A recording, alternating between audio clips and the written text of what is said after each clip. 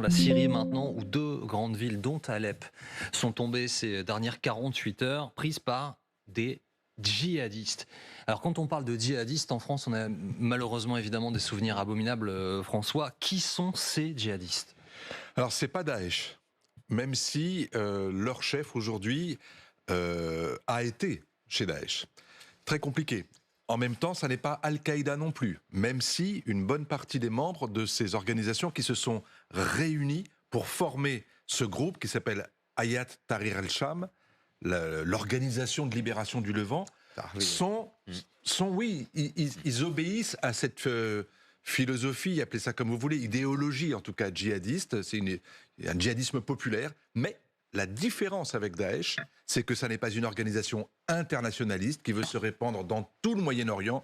Leur objectif premier, c'est d'en finir avec le régime de Bachar el-Assad.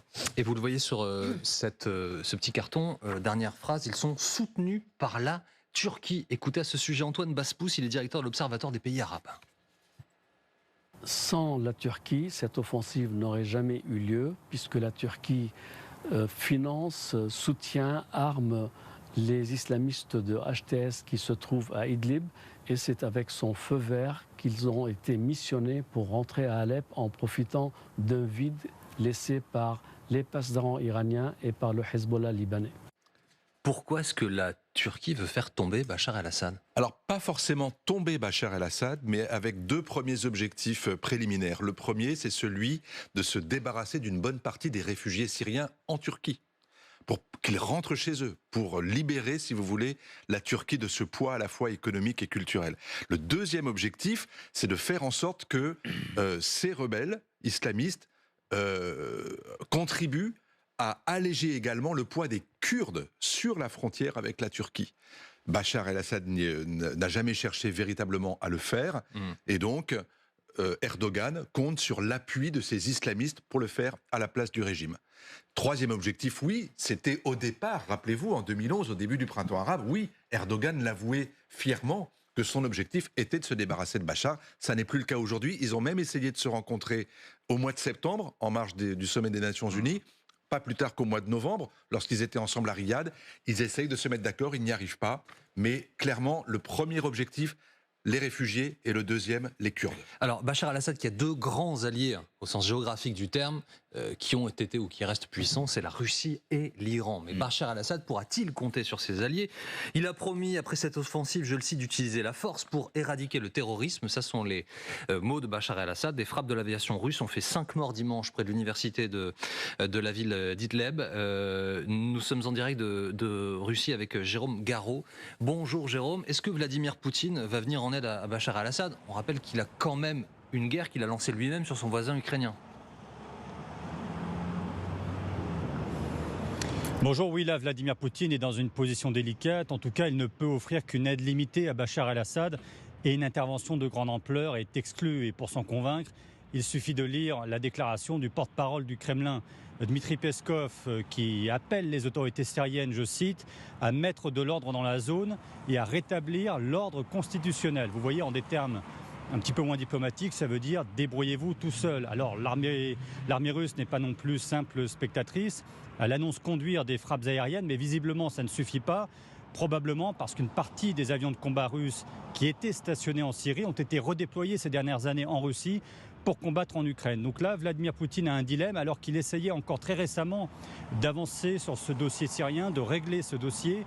En juillet dernier, c'est pas si loin, il y a à peine 6 mois, Bachar el-Assad était reçu ici à Moscou par le président russe qui tentait de jouer les médiateurs entre la Syrie et la Turquie pour normaliser les relations entre les deux pays. Vous voyez combien ce sujet restait important en dépit de la guerre en Ukraine. Merci beaucoup Jérôme. Jérôme Garraud, notre correspondant en Russie. Il y a l'Iran, autre allié important de Bachar el-Assad, qui évidemment est dans un conflit, pas direct mais quasi avec Israël. Est-ce qu'il peut compter sur ces deux alliés ? C'est très compliqué. On a vu d'ailleurs la visite du ministre des Affaires étrangères iranien, Abbas Araghchi. Il était à Damas hier encore. Et on voit bien que l'erreur de l'Iran, c'est d'avoir effectivement demandé au Hezbollah d'aller combattre à la frontière avec Israël, au Liban. Et cet ajout, si vous voulez, des renforts du Hezbollah a permis de mettre à nu le front sur lequel travaillait le Hezbollah en Syrie. Et donc, évidemment, les islamistes, à ce moment-là, ont profité de cette sorte de vase communicant. C'est une grossière erreur stratégique de la part de l'Iran. Et revenir en arrière à la situation ante sera extrêmement difficile. Est-ce que le retour de djihadistes en Syrie signifie de nouveaux risques d'attentats en Europe? C'est la question que je pose également ce matin. Écoutez, Mohamed Sifaoui, les journalistes, il est politologue. Le problème du terrorisme islamiste vient de cette pensée mortifère qui, évidemment, peut, à un moment donné, s'inscrire dans un combat territorialement, je dirais, fixé, mais qui, au regard des évolutions auxquelles on pourrait assister, pourrait penser qu'il serait opportun d'internationaliser la crise. Ouais. Je vous donne un seul exemple de terrible mémoire pour nous, évidemment Abdelhamid Abaoud, originaire de Belgique, qui nous a frappé le 13 novembre. Ce garçon avait fait ses armes en Syrie, au cœur de Daesh. Est-ce qu'il faut avoir peur d'une résurgence de ce terrorisme? Disons que tant que cette organisation HTC n'a pour objectif que la Syrie et rien que la Syrie, sans avoir de volonté de s'éparpiller sur la Jordanie, l'Irak, le Liban, et n'a pas de vision internationaliste pour aller commettre des attentats contre les forces occidentales ailleurs, il n'y a pas de raison. Maintenant, on a vu que ces organisations-là étaient capables de changer d'agenda au fur et à mesure qu'elles progressaient. Ça a été typiquement le cas de Daesh. Il est 7h20, le chiffre du jour ce matin est une date, 1962. Je ne fais même pas un quiz autour de la table. Tout le monde sait évidemment qu'il s'agit de l'année de naissance de François Clémenceau. Eh ben oui, exactement. Eh ben oui, voilà, c'est ça notre chiffre du jour. Alors, il se trouve que par le plus grand des hasards, c'est aussi une autre date dont je voudrais vous parler, même si c'est un peu secondaire, hein, François, évidemment. Le 4 octobre 1962, les différents représentants des radicaux, des indépendants, des socialistes, des chrétiens-démocrates déposaient une motion de censure à l'Assemblée nationale pour, 2 jours après, faire tomber le gouvernement de Georges Pompidou. C'est la seule fois de l'histoire de la Ve République qu'un gouvernement a été censuré. C'est arrivé une seule fois, la deuxième pourrait être cette semaine, Soisy, ce qui nous permet de remettre en perspective la puissance du moment que nous sommes en train de vivre collectivement et qu'on va vivre d'ailleurs cet après-midi à 14h30 en direct sur LCI. On a l'impression d'avoir vécu tellement de secousses à la fois internationales et nationales qu'on ne se rend plus compte. Alors effectivement, il y a eu le choc de la dissolution, mais là c'est tout autre chose. Vous l'avez dit, c'est pas arrivé depuis 62. On se souvient que le général de Gaulle, il avait une possibilité. Il a pu dissoudre après cette motion de censure. Là, c'est impossible. Emmanuel Macron ne peut pas dissoudre si jamais une motion de censure est votée mercredi ou jeudi. Donc effectivement, on rentre vraiment dans une turbulence. Non seulement on ne peut pas dupliquer 62, donc on rentre dans du double inédit. En 62, la France n'est pratiquement pas endettée. Elle connaît une croissance très forte. Elle est au milieu des 30 glorieuses. En réalité, ça a été la décennie, probablement avec celle des années 70 jusqu'à la première crise pétrolière, ça a été la décennie la plus profitable, la plus confortable, la plus formidable pour les Français. Il y avait un vent d'optimisme exceptionnel dans ce pays. En 62, j'avais 3 ans. Donc, j'étais très loin. Mais quand même, j'ai étudié cette période. J'ai lu les livres de Jean Fourassier, La grande promesse du XXe siècle. C'était ça. C'était cette période-là. Et c'est la différence d'avec aujourd'hui. Édition spéciale 14h30 en direct de l'Assemblée nationale. Marie Chantré, David Doucan, toutes les équipes LCI pour vous raconter peut-être le dépôt d'une motion de censure aujourd'hui qui pourrait être votée cette semaine. 7h22, le grand format du 6-9 ce matin est consacré aux grands crus. Mais aux grands crus qui sont volés de plus en plus nombreux. On a appris hier soir qu'un restaurant parisien s'était fait dérober plus de 750 bouteilles. Les domaines viticoles doivent accentuer leur protection. Regardez ce reportage signé Alexandra Viera et Nicolas Fortage qui a passionné tout le monde. Oui, on n'a pas arrêté de commenter. À la fois pour des questions de sécurité et en même temps pour des plaisirs de palais. Un peu, j'ai l'impression. Avec modération évidemment si vous devez boire du vin. Un bon endroit pour investir. C'est vrai aussi. C'est vrai. Le Zoom du 6-9, Raphaël Maillochon nous a rejoint. Raphaël, cela fait une semaine aujourd'hui que Morgane Rivoal a disparu dans les Côtes-d'Armor. C'est une jeune fille de 13 ans. Elle n'est en fait jamais allée au collège. Lundi dernier, où en est-on des recherches ? Eh bien, à ce stade, toutes les hypothèses sont envisagées. Aussi bien la fugue, l'enlèvement ou l'accident.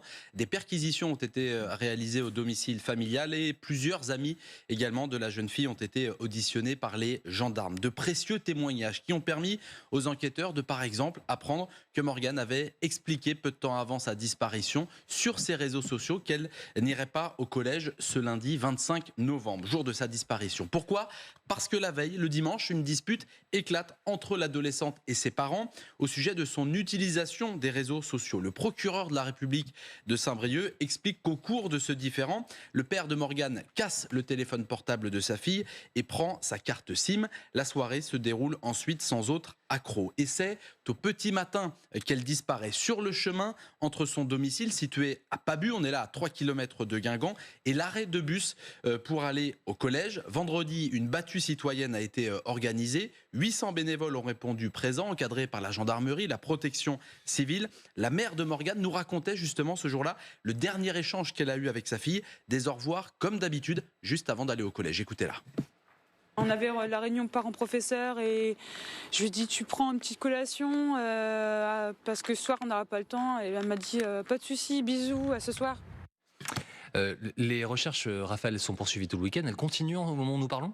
Oui, c'est une nouvelle journée de recherche qui va débuter. Les réseaux sociaux de l'adolescente également sont très scrutés par les enquêteurs. Selon les parents de Morgane, elle est partie sans argent, ni carte bancaire. Et justement, dans cette commune de 2800 habitants, eh bien, c'est le choc qui s'empare des habitants. Écoutez-les.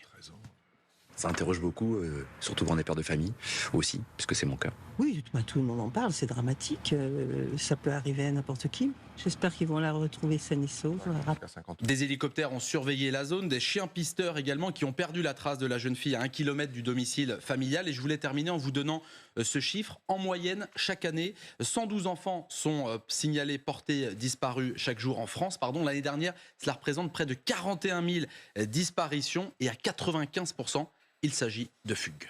On espère que ce soit le cas et qu'on la retrouve évidemment. Merci beaucoup Raphaël d'avoir été avec nous. Dans quelques instants, Good Morning François, l'actualité à l'étranger, direction la Géorgie qui s'enfonce dans la crise pour cause les élections législatives contestées, des soupçons, plus que des soupçons de trucage. Nous y reviendrons avec la main de Poutine derrière évidemment. Et puis dans les coulisses du pouvoir, Soisy Kemener vous racontera que la gauche veut tout, mais alors vraiment tout, enfin en tout cas tout le monde sauf Mélenchon pour 2027, puisqu'a priori les politiques sont déjà tournés vers 2027, comme s'il ne se passait rien à l'Assemblée aujourd'hui. Tiens, ce sera juste après les infos et la météo, 7h29. Voici Vanessa Matagne. La météo avec CIC, entreprise à mission. Une banque peut choisir de ne pas faire que du chiffre.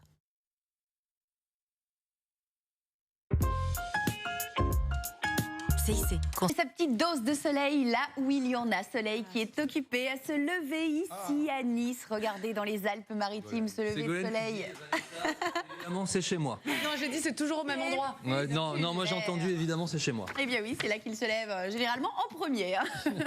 Eh bien, on en profite, mais vous en aurez aussi droit déjà ce matin vers le nord-est. Une fois qu'il se sera levé, de belles éclaircies qui reviennent progressivement derrière la pluie qui passe sur l'Hexagone et qu'on retrouvera en milieu de matinée entre la Nouvelle-Aquitaine et le Grand Est.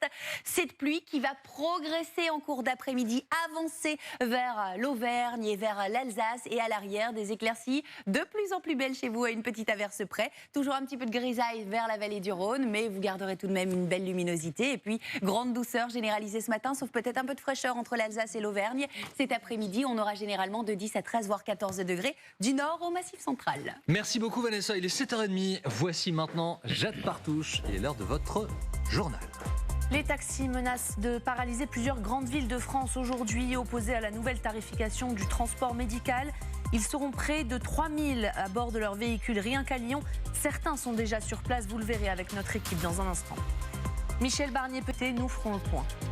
Au moins 2 morts et 10 blessés graves dans l'accident d'un car hier soir dans les Pyrénées-Orientales. 47 personnes étaient à l'intérieur. Comment cela a pu se produire ? Toutes les explications à suivre. Nous commençons votre journal avec une mise en garde. Si vous vous trouvez dans une grande ville du pays aujourd'hui, vous pourriez, en voiture, être confronté à des difficultés. Oui, parce que des milliers de taxis prévoient de paralyser plusieurs grandes villes de France. Nous sommes à Lyon avec notre équipe, mais Paris, Marseille, Toulouse, Angers, toutes ces villes-là sont concernées. Les chauffeurs de taxi ont annoncé une mobilisation jamais vue auparavant. Gwenaëlle Vindrestin, vous êtes avec Nathan Vacher à Lyon justement. Ils font, on le voit sur ces images, une opération escargot et un filtrage de la circulation depuis 5 heures ce matin. Exactement, ils sont arrivés il y a un peu plus d'une heure environ ici sur ce rond-point au centre de Lyon. Vous le voyez sur les taxis, beaucoup de messages indiqués, taxi médical en danger ou alors encore taxi en colère.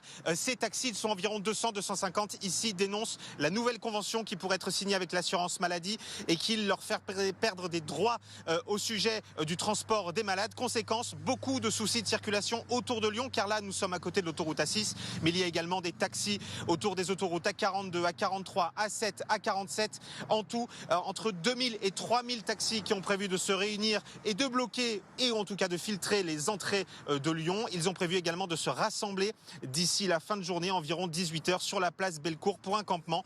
Ils ne partiront pas tant que cette nouvelle convention avec l'assurance maladie ne sera pas renégociée. Merci beaucoup Gwenaëlle Vindrestin avec Nathan Vacher. La politique avec peut-être une des dernières journées du gouvernement de Michel Barnier. Oui, Michel Barnier qui doit présenter aujourd'hui le projet de loi de finances de la sécurité sociale pour 2025. Marine Le Pen met plus que jamais la pression sur le Premier ministre. Le RN votera la censure, sauf, dit-elle, retournement spectaculaire. Michel Barnier a de son côté fait des concessions déjà, mais il reste ouvert au dialogue, vous le voyez, comme il l'est depuis le début. Quel est le scénario le plus probable en cas de censure? Écoutez cette constitutionnaliste. Au moins 2 morts et 10 blessés graves dans l'accident d'un car hier à la tombée de la nuit dans les Pyrénées-Orientales. Le car espagnol était parti de Barcelone pour rejoindre Andorre. 47 personnes étaient à l'intérieur. Que sait-on des circonstances de l'accident? Les explications de Thomas Herman. La carcasse a été extraite cette nuit. On aperçoit l'avant et le côté gauche de l'autocar complètement arrachés. Le véhicule espagnol a heurté une falaise hier vers 17h sur une route de montagne des Pyrénées-Orientales. Selon certains témoins, le véhicule zigzaguait avant la collision. Est-ce que c'est une erreur humaine? Est-ce que c'est lié à des problèmes techniques de type problème de frein? L'enquête judiciaire est en cours. 47 personnes se trouvaient à bord, majoritairement de nationalité espagnole et colombienne. 2 sont décédés, 10 autres sont en urgence absolue. Les traumatismes sont des traumatismes liés à l'accidentologie d'une manière générale, c'est-à-dire des plaies à la tête, des traumatismes crâniens, des fractures des membres supérieurs. Près de 200 sapeurs-pompiers ont été mobilisés. Une enquête a été ouverte pour déterminer les causes de l'accident. L'extrême droite réalise une percée historique en Roumanie. C'était le premier tour des élections législatives hier. L'ensemble des forces d'extrême droite combinées ont récolté pour le moment plus de 30% des voix. C'est le triple du précédent scrutin par rapport au précédent scrutin de 2020. Andrei Militaru, vous êtes notre correspondant à Bucarest. Alors les sociodémocrates sont arrivés en tête, mais comment on explique de l'autre côté une percée si spectaculaire? Bonjour de Bucarest. Oui, les Roumains ont élu hier leur nouvelle législative. Au total, 52% des citoyens ont voté. Cela signifie que plus de 9 millions de votes ont été exprimés. Les sociodémocrates ont remporté ces élections, mais les partis extrémistes ont obtenu environ 30% de tous les votes. Les Roumains qui ont voté pour l'extrême droite ont perdu leur confiance dans le parti traditionnel. Après ces résultats, le nouveau législatif sera très divisé. Il sera donc très difficile de former une majorité. Selon les analystes politiques roumains, une alliance de 4 partis traditionnels pourrait être possible pour former le nouvel exécutif. Si cela se produit, la Roumanie restera pro-occidentale. Merci beaucoup Andrei Militaru, notre correspondant en Roumanie ce matin. 1, 2, 3, jette par touche. Oh, pas mal, merci. Sans transition, ce jeu, vous allez voir Grandeur Nature qui se... Pardon, ouais, Grandeur Nature. Beaucoup plus que Grandeur Nature. En vrai, en tout cas, dans la vraie vie. sur la plus belle avenue du monde, les Champs-Élysées bien sûr. 1, 2, 3 Soleil, organisé par plusieurs influenceurs, accompagnés de 456 personnes. Ils ont rejoué cette scène culte de la série Squid Game sur les Champs-Élysées. Vous avez vu la poupée géante, c'est elle qui donne les ordres. Une magnifique promotion bien sûr pour la nouvelle saison diffusée le 26 décembre prochain sur la plateforme. Je vous rappelle que cette série, c'est à ce jour la série la plus populaire sur Netflix avec plusieurs milliards de vues. Et non, personne n'a été blessé ni tué au cours de cette séquence. Dans la vraie série, on tire sur ceux qui perdent. C'était pas le cas là. Du tout. En revanche, ceux qui bougeaient à 1, 2, 3 Soleil étaient cherchés par les hommes en rouge sur les Champs-Élysées. Ah ouais, qui reproduisaient comme ça. Ils ont vraiment reproduit la scène. Ah oui. Merci beaucoup, Jade. À tout à l'heure, 8h pour un nouveau journal. 7h36, Good Morning François. L'actualité à l'étranger tous les matins dans votre 6-9, direction la Géorgie qui s'enfonce dans la crise. On rappelle que les manifestations, c'est pour contester les élections législatives. Truquées, en tout cas, c'est ce qu'estime la présidente. Oui, ce sont les législatives du 26 octobre.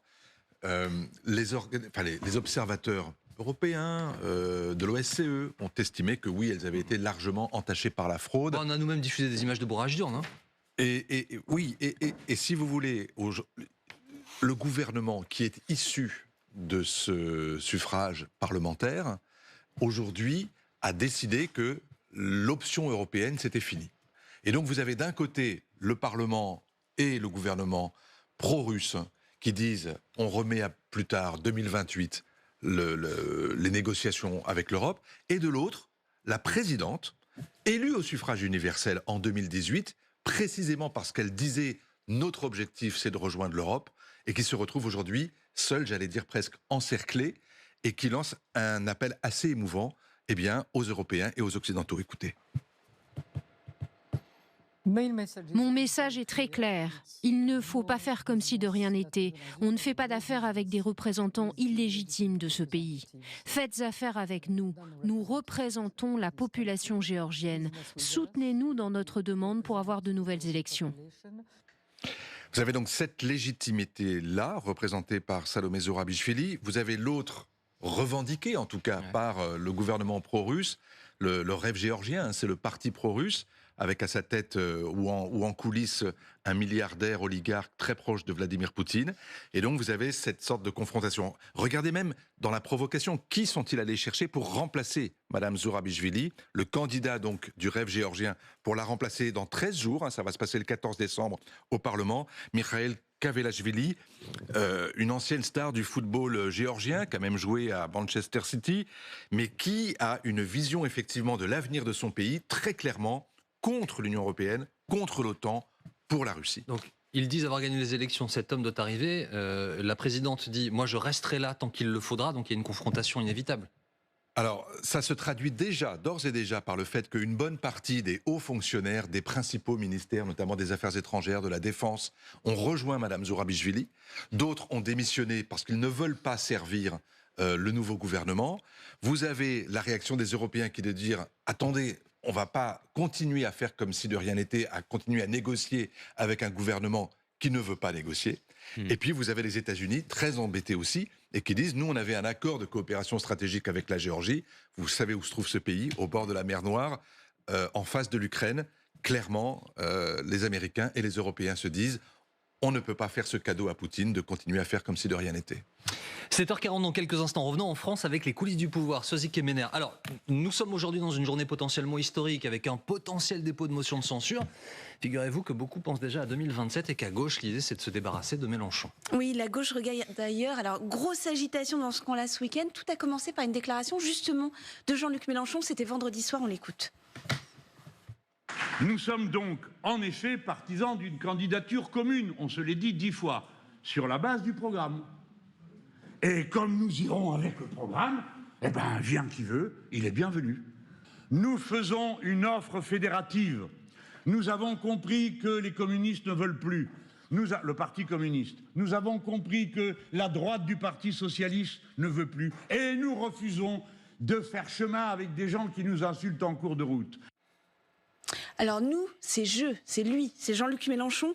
En fait, il a fait comme à son habitude, il a dégainé le premier. Alors pourquoi ? Parce qu'il sait bien qu'avec la censure annoncée, la question de la présidentielle anticipée et même de la présidentielle en 2027, on verra bien, va se poser immédiatement. Alors il y a deux types de réactions face à Jean-Luc Mélenchon. D'abord, il y a le mode poli. mais frontal. C'est celui d'Olivier Faure. Je ne vois pas très bien au nom de quoi aujourd'hui Jean-Luc Mélenchon serait le candidat naturel, ni même pourquoi son programme serait celui qui s'imposerait à tous.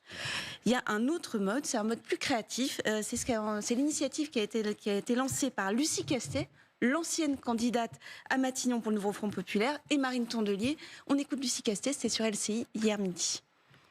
Notre objectif, c'est de créer un espace pour que les gens qui se reconnaissent dans nos valeurs, au sens large les valeurs de la gauche, mais je dirais la solidarité, l'écologie, la défense des services publics, la défense des libertés publiques, c'est leur donner un espace dans lequel ils puissent nous rejoindre.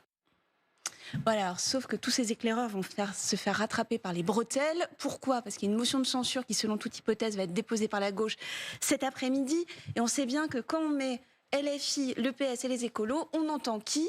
On entend les LFI. Donc la question, ils vont être très loin de s'émanciper de Jean-Luc Mélenchon. La seule solution, ce serait que les socialistes acceptent de ne pas voter la censure. C'est ce sur quoi mise Michel Barnier. Mais pour l'instant, il parle plutôt de discuter avec le socle commun après la censure et pas avant. Bref, on est loin d'une réelle émancipation de Jean-Luc Mélenchon. Et nous y reviendrons juste après 8 heures à cette journée potentiellement historique aujourd'hui. Dans quelques instants, l'activité de Carlos Tavares à la tête de Stellantis va prendre fin et Pascal Perry vous expliquera quel bilan il fait. Très immédiat. Du passage de Carlos Tavares à la tête du géant français de l'automobile. Et puis avant 8 heures à l'affiche un film Chapelle Sixtine. Oui. C'est pas le titre du film, hein, non, c'est Conclave. Ouais. Un film qui se glisse dans les coulisses de l'élection la plus secrète au monde, qui Celle des délégués de classe de... Non, pardon. Celle des délégués de classe. Je suis sûre que vous étiez délégué de classe. Non, c'est vrai. Ah, mais pas du tout. En 5e 3, non ? Non, pas du tout, non. En l'occurrence, il s'agit d'un film américain qui est potentiellement l'un des favoris aux Oscars pour plusieurs raisons. Conclave, c'est génial et ça sort ce mercredi au cinéma. Et c'est dans quelques instants, 7h43, vous regardez le 6-9 sur LCI. Merci, reste avec nous. On revient tout de suite.